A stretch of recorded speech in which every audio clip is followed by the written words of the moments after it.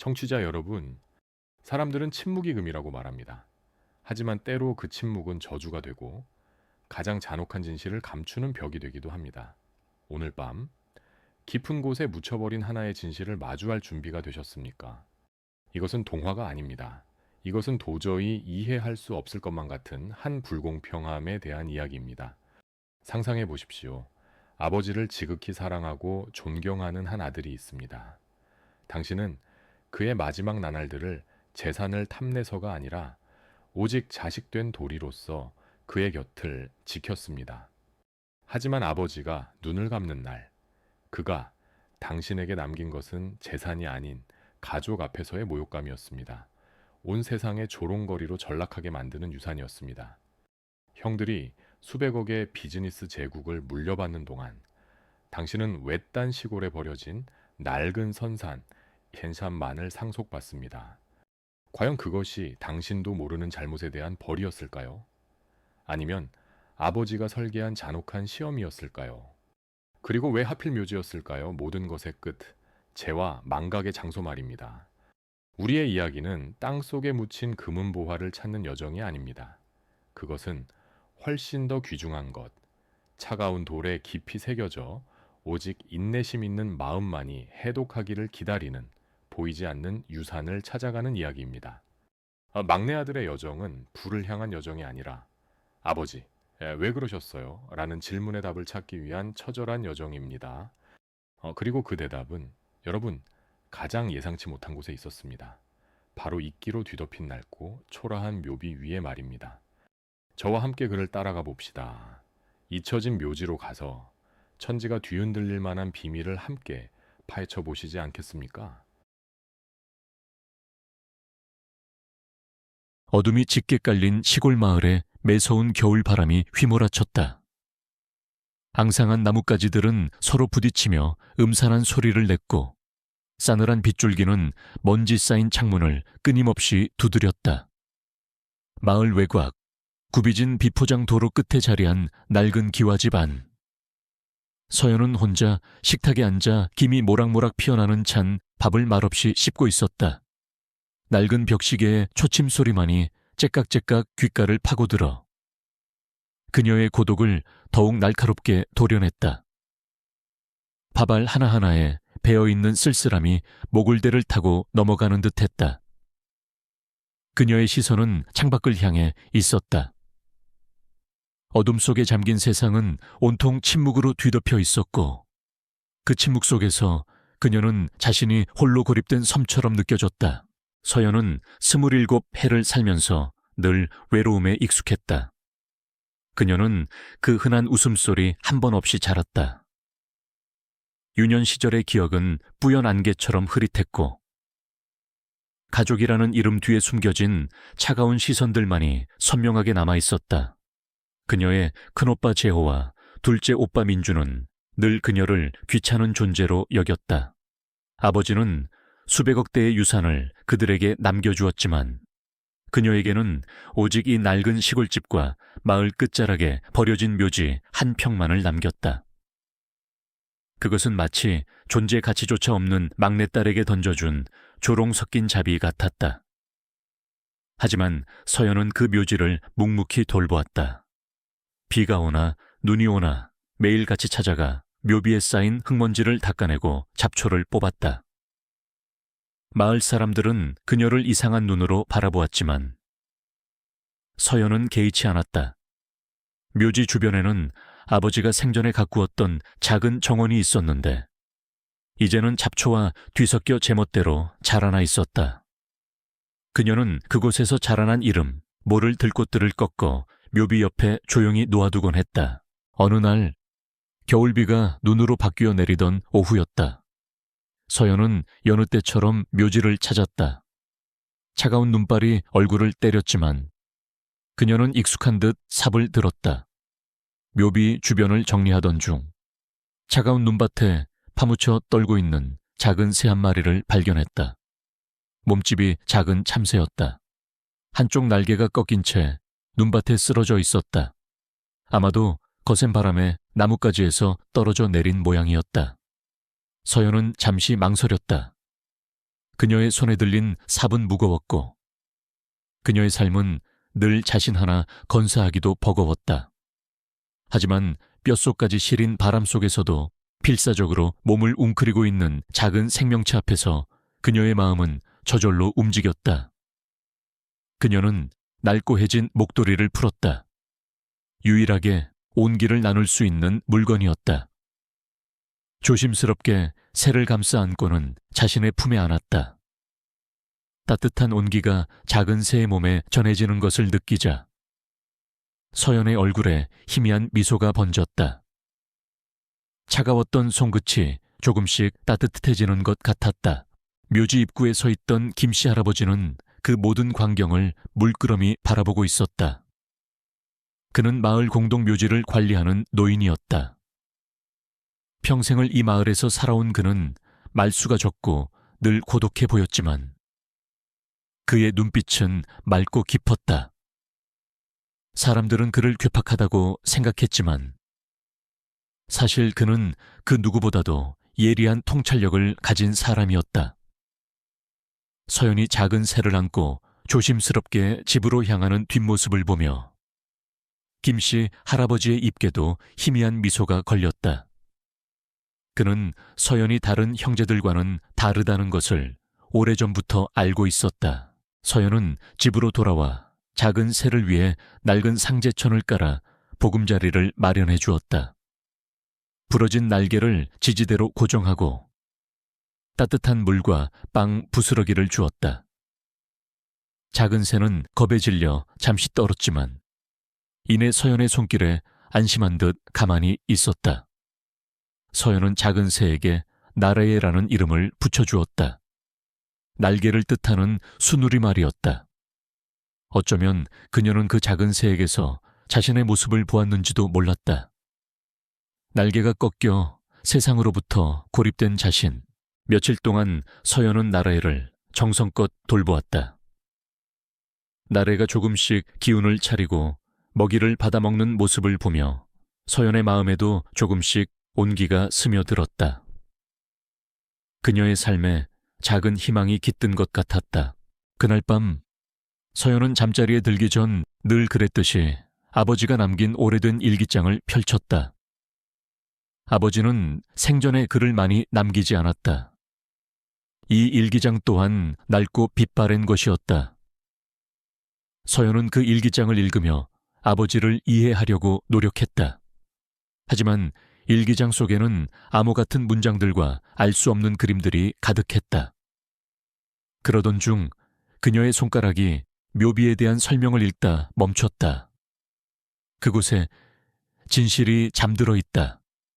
짧고 간결한 문장이었지만 서연의 심장을 두드렸다.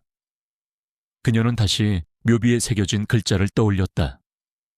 아버지의 이름과 생물연도 아래 거의 눈에 띄지 않을 정도로 작게 새겨진 문양이 있었다. 묘비를 처음 보았을 때부터 그녀의 시선을 사로잡았던 문양이었다. 서연은 묘비를 다시 찾아갔다. 손가락으로 문양을 따라 그렸다. 차갑고 거친 돌의 감촉이 손끝에 전해졌다. 문양의 한 부분이 다른 곳보다 조금 더 깊게 패여 있었다. 서연은 무심코 그 부분을 강하게 눌렀다. 그러자 스르륵 하는 소리와 함께 묘비의 한쪽 면이 아주 미세하게 안으로 밀려 들어가는 듯했다. 차가운 바람이 손가락 끝을 스쳤다. 마치 미지의 공간과 연결된 듯한 섬뜩한 감각이었다. 동시에 희미한 빛이 스며 나오는 것을 보았다.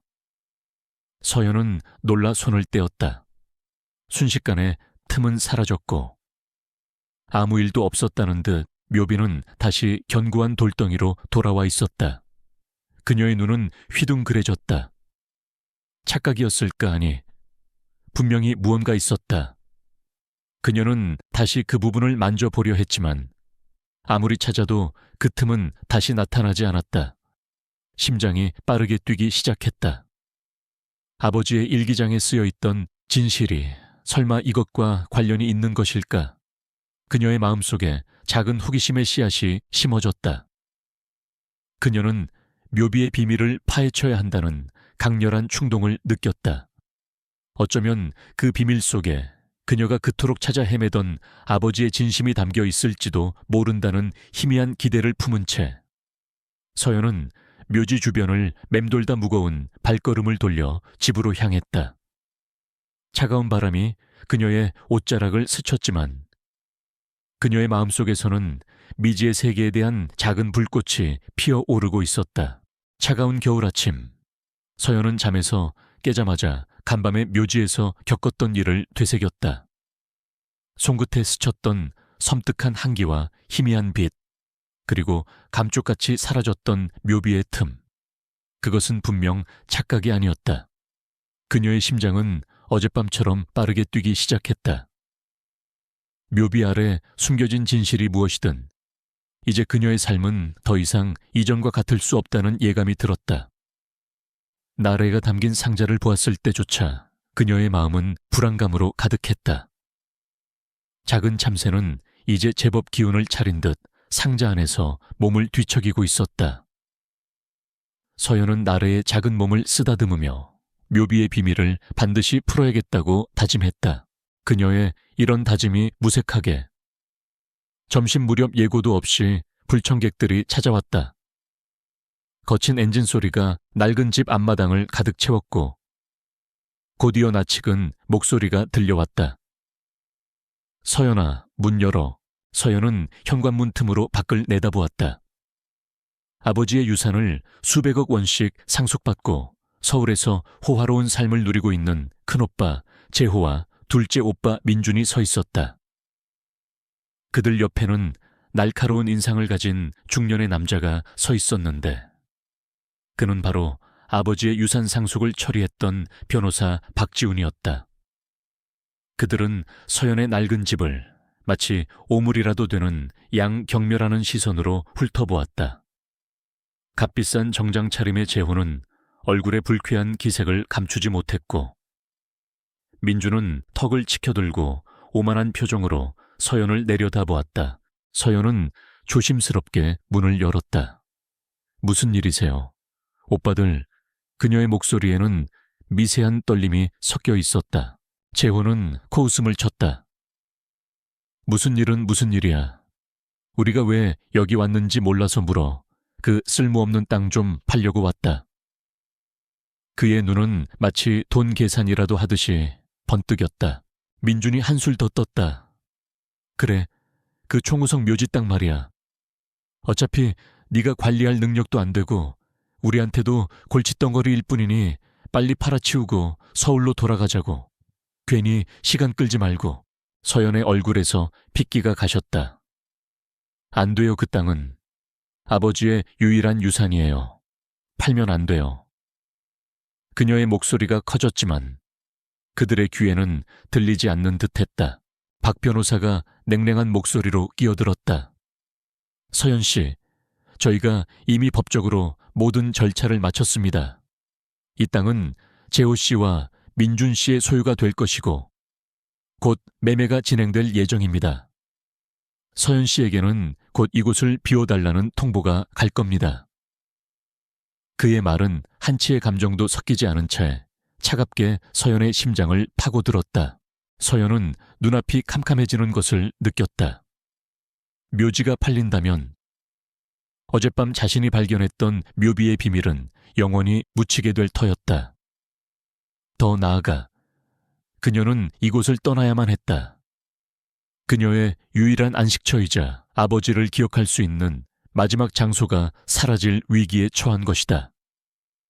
하지만 저도 아버지의 딸이에요. 어떻게 저한테만 아무것도 안 남기고 이마저도 빼앗아 가려고 하세요. 그녀의 목소리에 절규가 섞였다.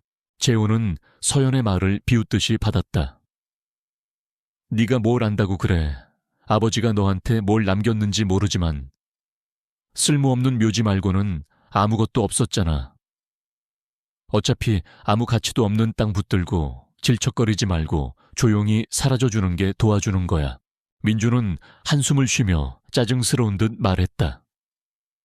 애초에 네가 이렇게 고집 부릴 줄 알았으면 아버지가 유원장의 묘지 얘기는 꺼내지도 말았어야 했는데 그냥 깔끔하게 아무것도 안 남겼으면 우리가 이렇게 발품 팔 일도 없었잖아. 그들의 말은 비수처럼 서연의 가슴에 박혔다. 그들의 말 속에는 그녀의 존재 자체를 부정하는 듯한 잔인함이 담겨 있었다. 서연은 주먹을 꽉 쥐었다. 그들의 오만함과 냉정함에 분노가 치밀어 올랐다. 동시에 오랜 시간 억눌려왔던 무언가가 그녀의 내면에서 꿈틀거리는 것을 느꼈다. 그것은 단순히 분노가 아니었다.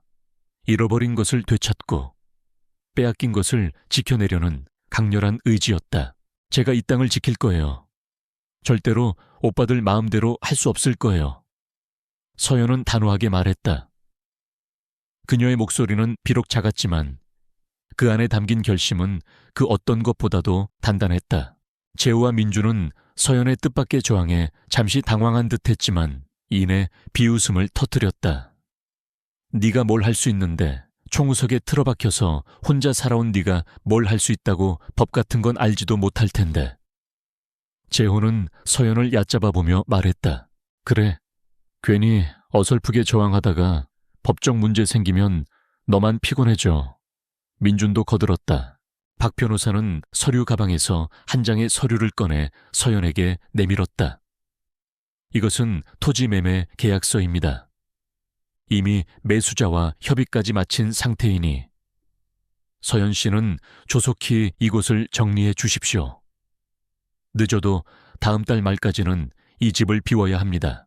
서연은 서류를 받아들었지만 글자가 눈에 들어오지 않았다. 그녀는 이제 더 이상 물러설 곳이 없었다. 그녀는 이 묘지를, 그리고 이 묘지에 숨겨진 아버지의 진실을 지켜야만 했다. 그것은 단순히 땅 한 평을 지키는 문제가 아니었다. 그녀의 자존심이자 그녀의 존재 이유를 증명하는 것이었다. 그들이 돌아간 후 서연은 낡은 의자에 주저앉았다. 집 안은 다시 고요해졌지만 그녀의 심장은 폭풍처럼 요동쳤다. 그녀는 이제 선택의 기로에 놓였다. 이전처럼 순응하며 삶의 파도에 휩쓸려 갈 것인가? 아니면 불확실한 미래를 향해 발을 내디딜 것인가? 그녀의 눈은 창밖의 흐린 하늘을 향했다. 묘지가 있는 방향이었다. 그녀는 묘비 아래 숨겨진 비밀이 이 모든 문제를 해결할 열쇠라고 직감했다. 그녀는 자리에서 일어났다. 더 이상 무기력하게 있을 수만은 없었다. 그녀는 지금 당장 묘비의 비밀을 풀어야 했다. 그녀의 손은 어젯밤 묘비를 눌렀던 바로 그 지점을 기억하고 있었다. 이제 더 이상 과거로 돌아갈 수 없었다. 재호와 민준의 방문은 서연의 삶에 거역할 수 없는 균열을 일으켰다. 그리고 그 균열은 그녀 안에 잠자고 있던 또 다른 서연을 일깨웠다. 재호와 민준, 그리고 박 변호사가 떠난 후 서연의 집은 다시 적막에 휩싸였다. 하지만 서연의 마음속은 더 이상 고요하지 않았다. 그녀의 내면에서 분노와 결의가 뒤섞인 경랑이 일었다. 그녀는 더 이상 순응하지 않을 것이었다. 빼앗으려는 자들에게 맞서 싸우고 그녀의 유일한 유산이자 아버지의 마지막 흔적을 지켜낼 것이었다. 그녀는 곧장 묘지로 향했다. 겨울비가 내린 뒤라 땅은 질척거렸고 바람은 여전히 차가웠다. 하지만 그녀는 추위를 느낄 틈도 없이 묘비 앞으로 다가섰다. 어젯밤 그녀의 손끝에 닿았던 그 미세한 틈새, 그리고 그 속에서 피어났던 희미한 빛, 그것이야말로 이 모든 상황을 뒤집을 수 있는 열쇠일지도 모른다는 직감이 그녀를 이끌었다. 서연은 조심스럽게 묘비를 만졌다. 손가락으로 어젯밤 그 부분을 더듬었다. 차갑고 단단한 돌의 표면 아래 미세한 균열이 느껴졌다. 그녀는 망설임 없이 그 부분을 강하게 눌렀다. 스르륵 하는 소리와 함께 묘비의 한쪽 면이 안으로 밀려 들어가며 작은 틈이 생겨났다. 그 틈새로 아까보다 훨씬 선명한 푸른빛이 새어나왔다. 서연의 심장이 두근거렸다. 착각이 아니었다. 분명히 무언가 숨겨져 있었다. 그녀는 떨리는 손으로 틈 안을 들여다보았다. 틈은 생각보다 깊었고 안쪽에는 알 수 없는 문양이 새겨진 작은 돌 조각이 놓여 있었다. 돌 조각을 꺼내자 그 푸른빛은 더욱 강렬하게 빛나기 시작했다. 서연은 돌 조각을 들고 유심히 살펴보았다. 그녀의 손 안에서 돌 조각은 마치 살아있는 생명체처럼 미미하게 떨리는 듯했다. 이때였다. 멀리서 김씨 할아버지가 묘지 관리 도구를 들고 다가오는 것이 보였다. 서연은 놀라 재빨리 돌 조각을 품속에 숨겼다.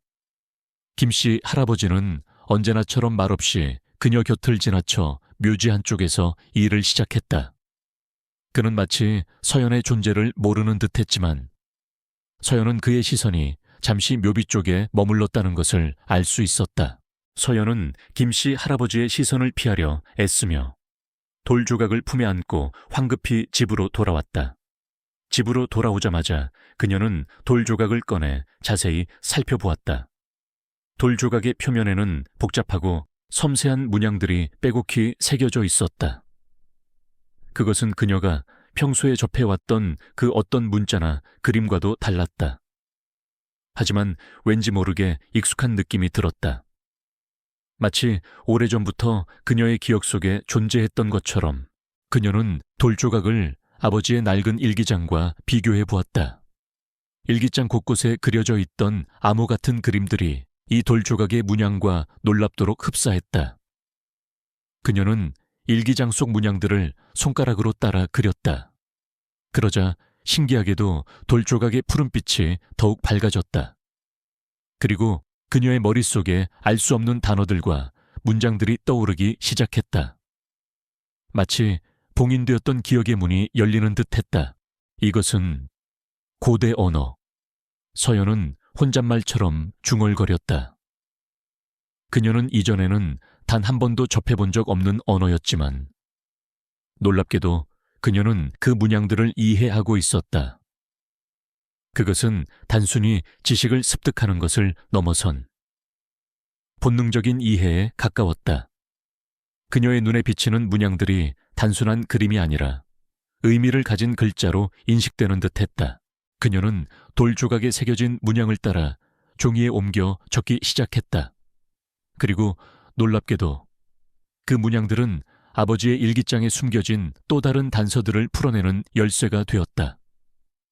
일기장 속의 암호 같은 문장들이 점차 명확한 의미를 드러내기 시작했다.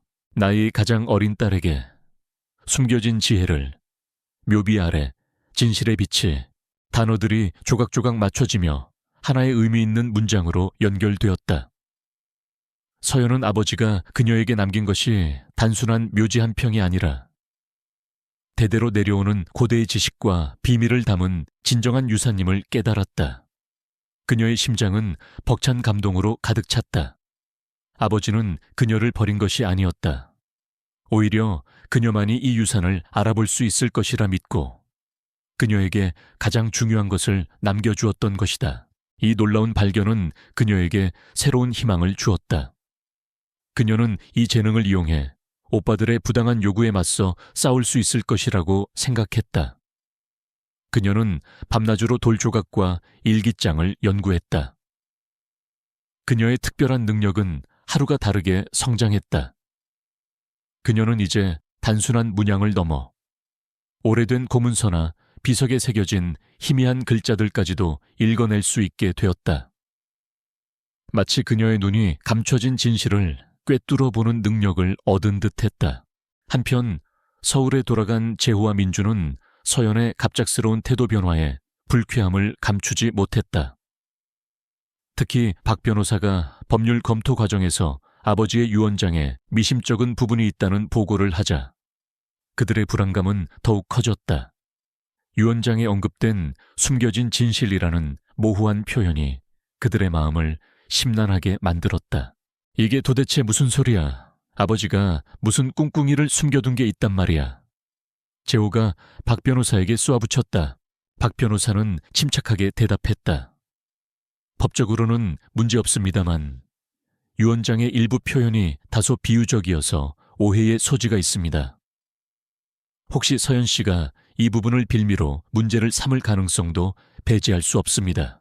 민주는 짜증 섞인 표정으로 말했다. 그 시골뜨기 계집애가 뭘 안다고, 지가 뭘 해도 우리 상대가 될 것 같아. 하지만 그들의 말과는 달리 서연의 알 수 없는 저항은 그들의 불안감을 자극했다. 그들은 서연을 감시하기 시작했다. 자신들의 신복을 마을로 보내 서연의 동태를 살피게 했다. 그들은 서연이 묘지를 드나드는 모습, 그리고 누군가와 은밀하게 접촉하는 듯한 모습을 보고했다. 물론 그 누군가는 김씨 할아버지였지만 그들에게는 서연이 묘지의 비밀을 캐내려 한다는 의심을 강화하는 증거가 될 뿐이었다. 재호와 민주는 서연이 혹시라도 자신들의 유산에 대한 권리를 주장할 만한 증거를 찾아낼까봐 노심초사했다. 그들은 이미 수백억 원의 유산을 상속받았음에도 불구하고 서연에게 남겨진 묘지 한 평마저도 눈의 가시처럼 여겼다. 어떤 수를 써서라도 그 계집애를 막아야 해. 쓸데없는 짓 못하게. 재호는 민준에게 단호하게 말했다. 그들의 눈에는 탐욕과 질투의 그림자가 짙게 드리워져 있었다. 그들은 이미 서연의 알 수 없는 재능을 눈치채기 시작한 것이다. 그들의 음모는 이미 시작되고 있었다. 서연은 묘비에서 발견한 돌조각과 아버지의 일기장을 통해 자신의 특별한 재능을 확신하게 되었다. 그녀는 고대 언어를 읽고 해석하는 능력이 그녀의 삶을 바꿀 열쇠라는 것을 직감했다. 밤낮으로 책을 파고들며 이 능력을 갈고 닦았다. 그녀의 목표는 단 하나. 아버지의 진짜 유언을 세상에 드러내고 오빠들의 부당한 요구에 맞서는 것이었다. 하지만 그녀의 오빠들, 재호와 민준 또한 가만히 있지 않았다. 서연의 갑작스러운 저항에 불안감을 느낀 그들은 그녀를 더욱 압박하기 시작했다. 그들은 자신들이 고용한 사설 탐정에게 서연을 미행하게 하고 그녀가 어떤 증거를 찾고 있는지 알아내려 했다. 사설 탐정은 서연이 묘지에 자주 드나들며 무언가를 찾는 듯한 행동을 하고 묘지 관리인인 김씨 할아버지와 은밀하게 대화하는 모습을 사진으로 찍어 보냈다. 그들의 눈에는 서연이 사기를 치려는 교활한 모습으로 비쳤다. 보세요, 변호사님. 이 계집애가 분명히 뭔가 꾸미고 있어요. 저 늙은이랑 같이 뭘 찾고 있는지 모르겠지만 분명히 우리에게 불리한 뭔가를 찾아내려고 할 겁니다. 재호가 사진을 던지며 말했다. 박 변호사는 미심쩍은 표정으로 사진을 훑어보았다. 섣부른 판단은 위험합니다. 재호 씨, 아직 확실한 증거는 없습니다. 하지만 민주는 이미 확신에 찬 목소리로 말했다. 무슨 소리예요? 저 시골뜨기가 묘지에서 뭘 찾겠어요? 분명히 유언장을 위조하려거나 아버지가 남긴 다른 유산을 찾아내려고 할 거예요. 아버지가 우리에게는 수백억 유산을 주면서도 저 계집애에게는 겨우 묘지 한 평만 남긴 게 마음에 안 들었겠죠. 그들은 서연을 향한 의심과 경멸이 뒤섞인 소문을 마을에 퍼뜨리기 시작했다. 서연이가 오빠들의 유산을 빼앗으려 한다. 아버지를 이용해 사기를 치려 한다는 악의적인 소문은 걷잡을 수 없이 퍼져나갔다. 마을 사람들은 점차 서연을 외면하기 시작했고 그녀는 다시금 고립감을 느꼈다. 서연은 이런 상황 속에서도 굴하지 않았다. 그녀는 밤늦게까지 아버지의 일기장과 돌 조각을 연구했다. 그녀는 일기장 곳곳에 숨겨진 암호 같은 그림들과 고대 문자들이 사실은 아버지의 진정한 의지를 담고 있다는 것을 깨달았다. 그녀는 그 문양들이 단순히 글자가 아니라 아버지의 삶과 그의 통찰이 담긴 철학적 지식체계라는 것을 어렴풋이 짐작하게 되었다. 그녀의 특별한 능력은 이제 고대 문자를 해독하는 것을 넘어 그 안에 담긴 깊은 의미와 지혜까지 통찰할 수 있는 수준으로 발전했다. 그러던 어느 날, 서연은 아버지의 일기장에서 충격적인 구절을 발견했다. 나의 가장 소중한 유산은 금전적 부가 아니다. 그것은 지혜이며 오직 진정으로 이를 이해하는 자만이 소유할 자격이 있다. 이 지혜는 내가 영원히 잠들 곳에, 즉 묘비의 심장에 숨겨져 있다. 묘비의 심장. 서연은 이 구절이 단순히 비유적인 표현이 아님을 직감했다. 그녀는 묘비 안에 또 다른 비밀 공간이 있을 것이라고 확신했다. 그러나 그 공간을 여는 방법을 알아내는 것은 쉽지 않았다.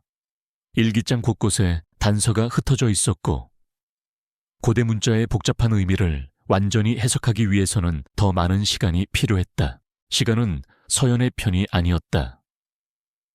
제호와 민주는 서연을 상대로 토지 명도 소송을 제기했다. 그들은 언론에 대대적으로 보도하며 서연을 파렴치한 사기꾼으로 몰아갔다. 재판 날짜는 일주일 앞으로 다가왔고, 서연은 자신이 가진 유일한 증거, 즉 묘비 속의 비밀을 재판 전에 밝혀내야만 했다. 재판이 열리는 날, 지방 법원 앞은 취재진과 구경꾼들로 북적였다. 서연은 낡은 옷차림에 초췌한 모습으로 법원에 들어섰다. 그녀의 오빠들은 값비싼 양복을 빼입고 당당하게 걸어 들어왔다. 그들의 얼굴에는 승리를 확신하는 오만함이 가득했다. 박 변호사는 자신만만한 표정으로 그들 옆을 지켰다. 재판정안은 살얼음판 같았다. 제호와 민준의 변호사는 아버지의 정식 유언장을 제시하며 서연에게 남겨진 묘지는 법적으로 아무런 가치도 없는 땅이며 서연이 터무니없는 주장을 하고 있다고 몰아붙였다. 그들은 사설 탐정이 찍은 사진들을 증거로 제시하며 서연이 김씨 할아버지와 공모하여 유언장을 위조하려 한다고 주장했다. 서연은 그들의 주장을 반박하고 싶었지만 그녀의 말은 작은 목소리에 묻히고 말았다. 그녀는 오직 묘비의 비밀만이 모든 것을 뒤집을 수 있다고 믿었다. 하지만 아직 묘비의 심장을 열 방법을 찾아내지 못했다. 그녀의 눈은 불안하게 흔들렸다. 바로 그때 법정 한쪽에서 김씨 할아버지가 들어섰다. 그는 낡은 옷차림에 주름진 얼굴이었지만 그의 눈빛은 서연에게 힘을 주는 듯 했다. 그는 서연을 향해 고개를 끄덕였다. 작은 격려였지만 서연에게는 큰 위안이 되었다. 김씨 할아버지는 증인석에 앉아 아버지가 서연을 특별히 아꼈으며 묘지에 대한 특별한 애착을 가지고 있었다고 증언했다. 그러나 제호와 민준의 변호사는 김씨 할아버지가 서연과 공모하여 거짓 증언을 하고 있다며 그의 증언을 묵살하려 했다. 증인께서는 피고인 서연 씨와 평소 친분이 두터운 것으로 알고 있습니다. 객관성이 결여된 증언은 법적 효력을 가질 수 없습니다. 변호사가 날카롭게 소리쳤다. 김씨 할아버지는 흔들림 없이 말했다. 내 비록 이 나이에 거짓말을 할 만큼 멍청하지는 않네. 나는 그저 내가 본 것만을 말하고 있을 뿐이야.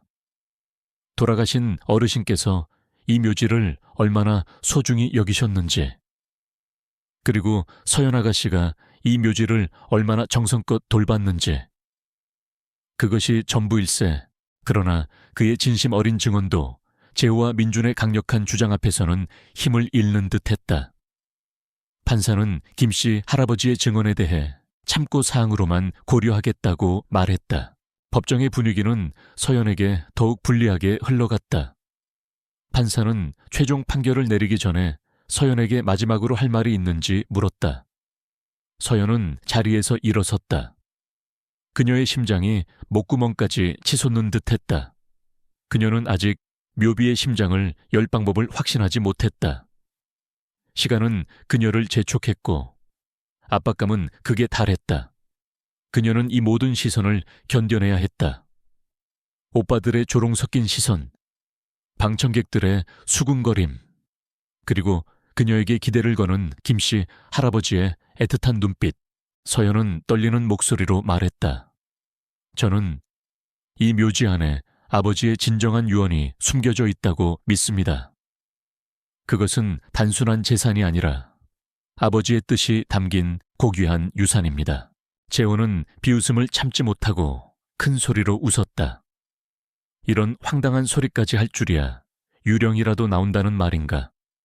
판사님, 저 여자가 미쳐서 헛소리를 하고 있습니다. 판사는 미간을 찌푸리며 말했다. 피고인, 지금 제출할 만한 결정적인 증거가 없다면 판결을 선고해야 할 것 같습니다. 서연은 눈을 감았다. 그녀의 머릿속에서 아버지의 일기장에 적힌 고대 문자들과 묘비의 문양들이 뒤섞였다. 묘비의 심장, 진실의 빛. 그녀는 갑자기 섬광처럼 하나의 깨달음을 얻었다. 묘비의 문양이 의미하는 바, 그리고 그 문양이 가리키는 정확한 지점. 그것은 바로 묘비 중앙에 있는 작은 그림자 구멍이었다. 그곳에 고대 문자로 새겨진 지혜의 상징이 있었다. 그녀는 눈을 번쩍 떴다. 아니요, 아직입니다. 제가 증거를 보여드리겠습니다. 그녀는 더 이상 주저하지 않았다. 서연은 판사와 방청객들을 향해 단호한 눈빛을 보냈다. 그녀는 자신의 모든 운명이 이 순간에 달려있음을 알았다. 그녀는 오직 자신만이 할 수 있는 일을 해야 했다. 서연의 단호한 외침이 법정 안에 메아리 쳤다. 아니요, 아직입니다. 제가 증거를 보여드리겠습니다. 그녀의 목소리는 더 이상 떨리지 않았다. 오히려 단단한 강철처럼 흔들림이 없었다. 그녀는 재판정 안의 모든 시선이 자신에게 집중되는 것을 느꼈다. 오빠들의 비웃음, 박 변호사의 냉소적인 표정, 방청객들의 술렁임, 그리고 김씨 할아버지의 간절한 눈빛까지. 이 모든 것이 그녀의 어깨를 짓눌렀지만 동시에 그녀 안에 잠재된 용기를 일깨웠다. 서연은 망설임 없이 법정을 박차고 나갔다. 재판정 안의 사람들은 그녀의 돌발 행동에 술렁거렸다. 판사는 놀란 표정으로 그녀를 불렀지만 서연은 멈추지 않았다. 그녀의 머릿속에는 오직 묘비의 심장이라는 단서와 그 안에 숨겨진 진실을 밝혀내야 한다는 생각뿐이었다. 재호와 민준, 그리고 박 변호사는 서연의 행동에 당황하며 비아냥거렸다. 저 계집애가 드디어 미쳤군. 저러다가 법정 모독죄로 끌려갈 거야. 하지만 서연은 그들의 말에 개의치 않았다. 그녀는 법원을 나서자마자 곧장 묘지로 향했다. 그녀의 발걸음은 그 어느 때보다 빨랐다. 마치 보이지 않는 힘이 그녀를 이끄는 듯 했다. 묘지에 도착하자마자 서연은 망설임 없이 묘비 중앙에 있는 작은 그림자 구멍으로 손을 뻗었다. 어두운 그림자에 가려져 아무것도 보이지 않던 그곳은 그녀의 눈에는 이제 고대 문자로 새겨진 지혜의 상징으로 또렷하게 인식되었다. 그녀는 손끝으로 그 상징을 조심스럽게 더듬었다. 그리고는 아버지의 일기장에서 읽었던 고대 언어로 나지막이 주문을 외우듯 속삭였다. 시간을 넘어선 지혜여, 진실의 빛을 밝히소서. 서연의 손이 닿자마자 묘비 중앙의 그림자 구멍에서 강렬한 푸른빛이 뿜어져 나오기 시작했다. 그 빛은 점점 커지더니 이내 묘지 전체를 환하게 밝혔다. 놀랍게도 묘비의 돌들이 스르륵 하는 소리와 함께 마치 퍼즐 조각처럼 움직이기 시작했다. 이윽고 묘비 중앙이 갈라지며 깊고 어두운 통로가 드러났다. 서연은 한치의 망설임도 없이 그 통로 안으로 발을 내디뎠다. 그녀의 뒤를 따르던 김씨 할아버지는 그 모든 광경을 경외로운 눈빛으로 바라보았다. 그는 수십 년간 이 묘지를 지켰지만 이런 일은 단 한 번도 본 적이 없었다. 서연이 통로 안으로 사라지자 김씨 할아버지의 얼굴에는 불안감이 스쳤지만 이내 그녀를 믿는다는 듯 단호한 표정으로 변했다. 그는 법정으로 돌아가 서연의 발견을 증언할 준비를 했다. 통로 안은 예상보다 길고 어두웠다. 서연은 품속에 있던 돌 조각에서 나오는 희미한 빛에 의지해 나아갔다. 길의 끝에는 작은 돌문이 있었다. 문에는 또 다른 고대 문양들이 복잡하게 새겨져 있었다. 서연은 숨을 크게 들이쉬고는 자신의 능력을 총동원하여 문양들을 해독하기 시작했다. 그녀의 머릿속에서 문자들은 살아 움직이는 듯했고 그 의미가 그녀의 심장으로 곧바로 전달되는 듯했다. 그것은 일종의 수수께끼였다. 아버지의 삶의 철학이 담긴 3가지 질문에 대한 답을 찾아야만 문이 열리는 구조였다. 첫 번째 질문, 인생의 가장 큰 가치는 무엇인가? 두 번째 질문, 진정한 유산이란 무엇인가? 세 번째 질문, 가장 큰 힘은 어디에서 오는가? 서연은 잠시 눈을 감고 생각에 잠겼다. 그녀는 아버지의 일기장과 자신의 경험을 통해 답을 찾아냈다. 첫 번째 답, 사랑과 지혜.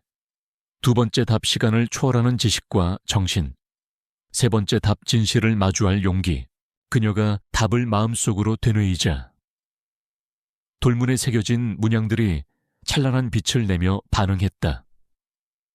이윽고 덜컹 하는 소리와 함께 돌문이 천천히 열렸다. 안에는 작은 석실이 있었다. 석실 중앙에는 낡고 오래된 목함이 놓여 있었다. 목함 위에는 아버지의 친필로 보이는 글씨가 새겨져 있었다. 나의 가장 소중한 딸에게 나의 모든 진실을. 서연은 떨리는 손으로 목함을 열었다. 안에는 빛바랜 두루마리 하나와 작은 청동 거울 하나가 들어있었다. 두루마리를 펼치자 아버지의 마지막 유언이 고대 문자와 함께 정교한 그림으로 기록되어 있었다. 그것은 단순히 유산을 누구에게 남긴다는 내용이 아니었다. 수백 년에 걸쳐 내려온 서씨 가문의 비밀스러운 지식, 자연과 우주의 이치를 탐구한 아버지의 깊은 깨달음, 그리고 그 지식을 지키고 발전시킬 진정한 후계자는 오직 이 고대 언어를 이해하고 진실을 찾아낼 용기를 가진 자뿐이라는 내용이었다.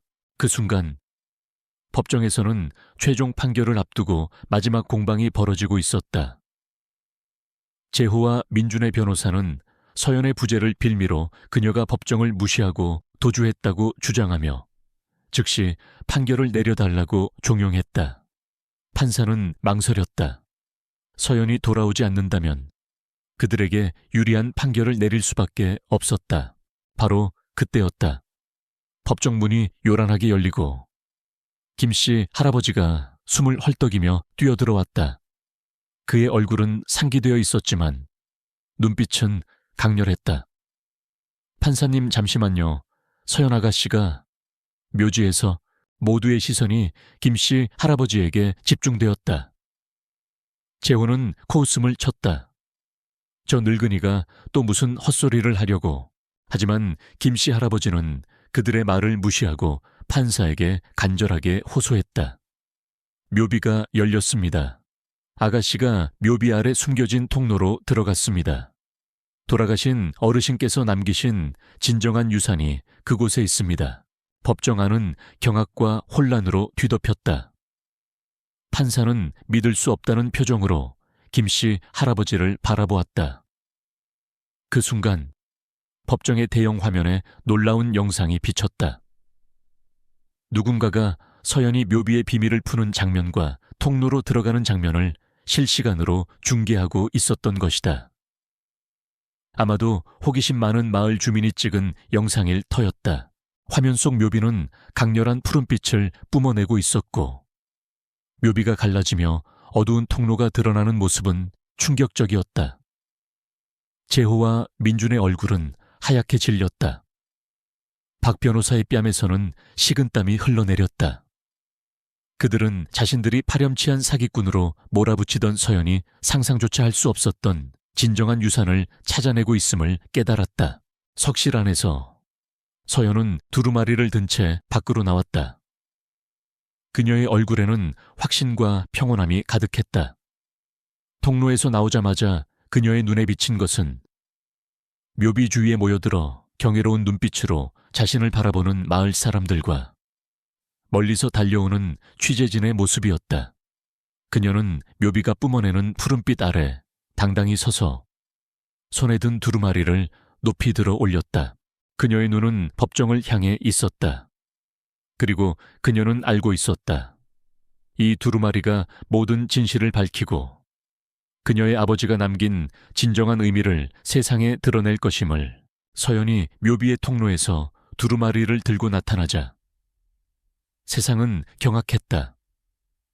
그녀의 특별한 능력으로 밝혀진 묘비 속 비밀 통로와 그 안에서 발견된 아버지의 진정한 유언은 모든 이의 상상을 초월하는 것이었다.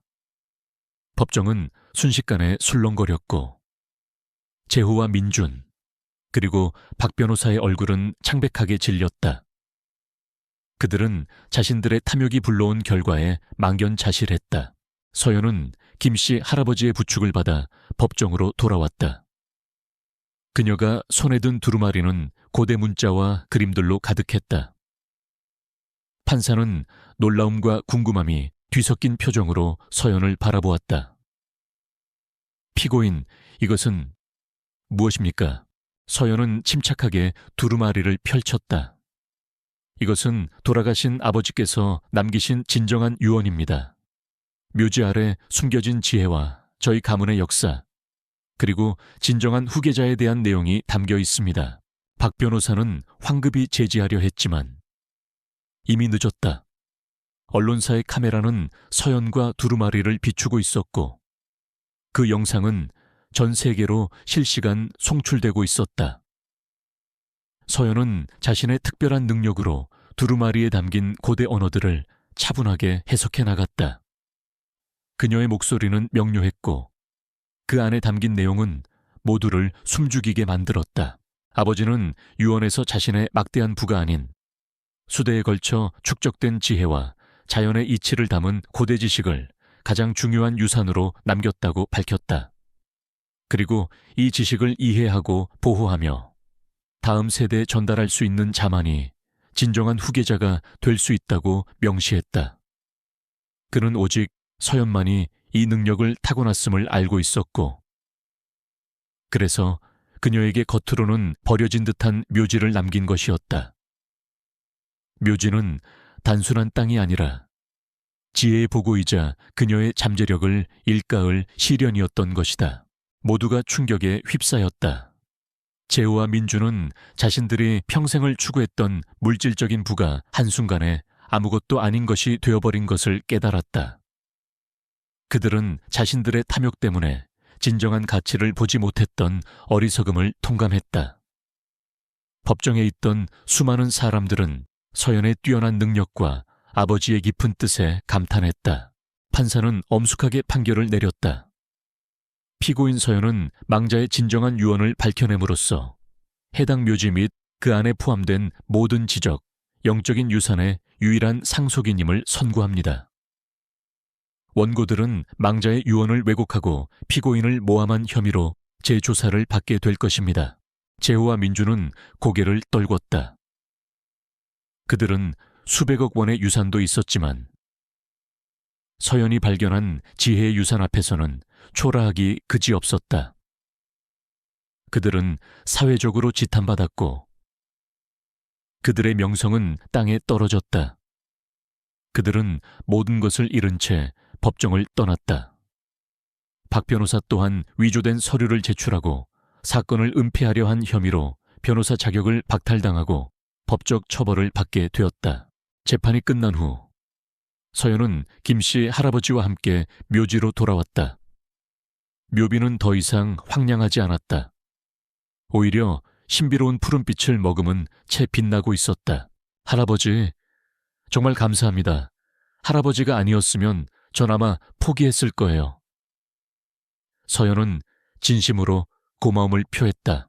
김씨 할아버지는 온화한 미소를 지으며 서연의 어깨를 두드렸다.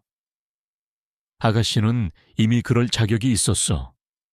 나는 그저 조금 도와줬을 뿐이야. 자네 아버님은 늘 자네를 특별하게 생각하셨지. 언젠가 자네가 자신의 진정한 유산을 알아볼 거라고 믿으셨네. 서연은 고개를 끄덕였다. 그녀는 이제 아버지의 진정한 사랑과 믿음을 이해할 수 있었다. 아버지는 그녀에게 돈이 아닌 그녀 자신 안에 잠재된 능력을 발견할 기회를 주었던 것이다. 서연은 아버지의 유산을 물질적인 부를 쌓는데 사용하지 않기로 했다. 그녀는 묘비 아래 발견된 석실을 개조하여 지혜의 전당이라는 이름의 연구센터를 설립했다. 고대 언어와 문화를 연구하고 아버지의 유산에 담긴 지식을 대중에게 알리는 공간으로 만들기로 한 것이다.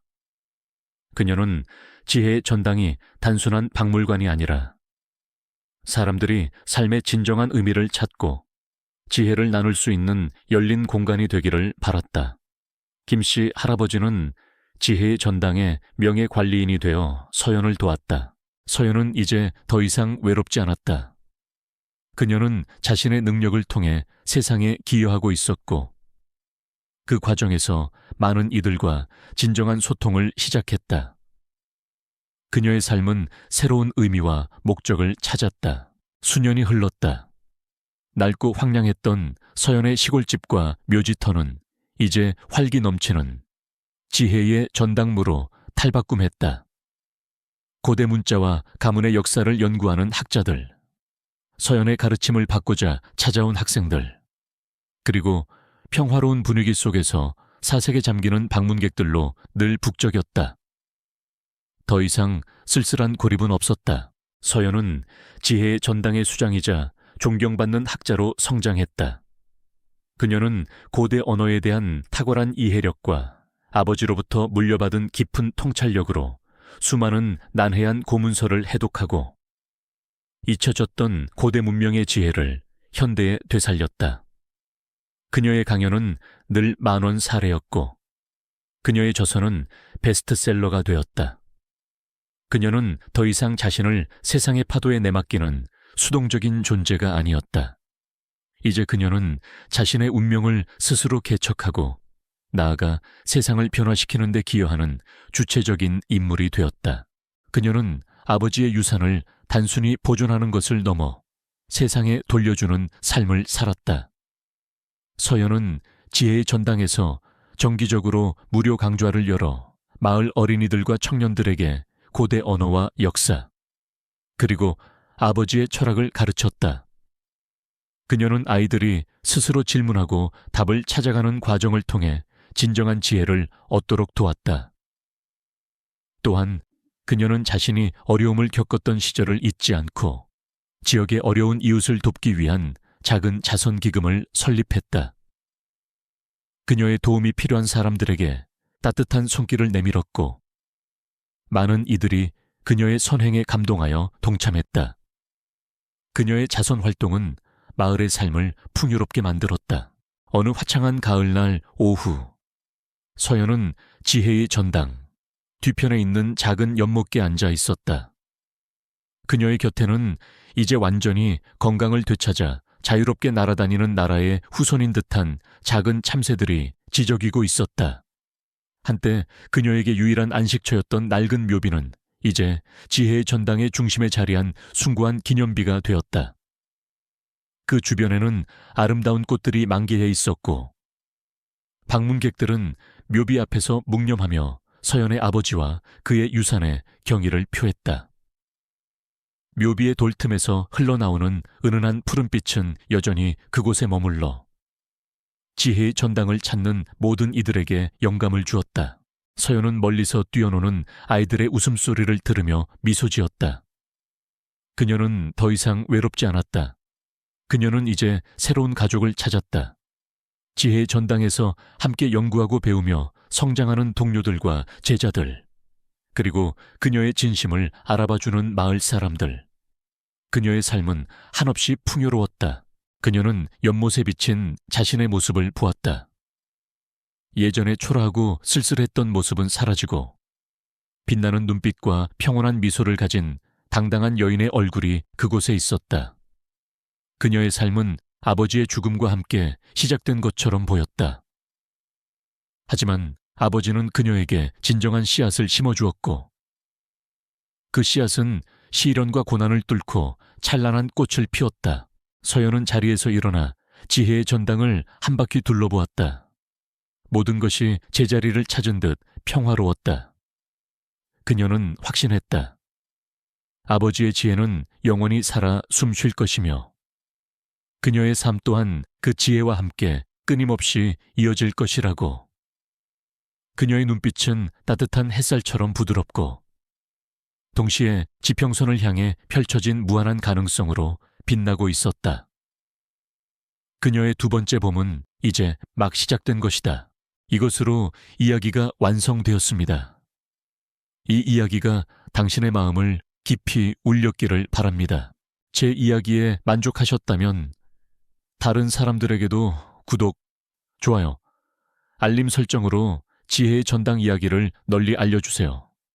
여러분의 작은 관심이 더 많은 영감을 만들어내는데 큰 힘이 됩니다. 다음 이야기에서 또 만나요.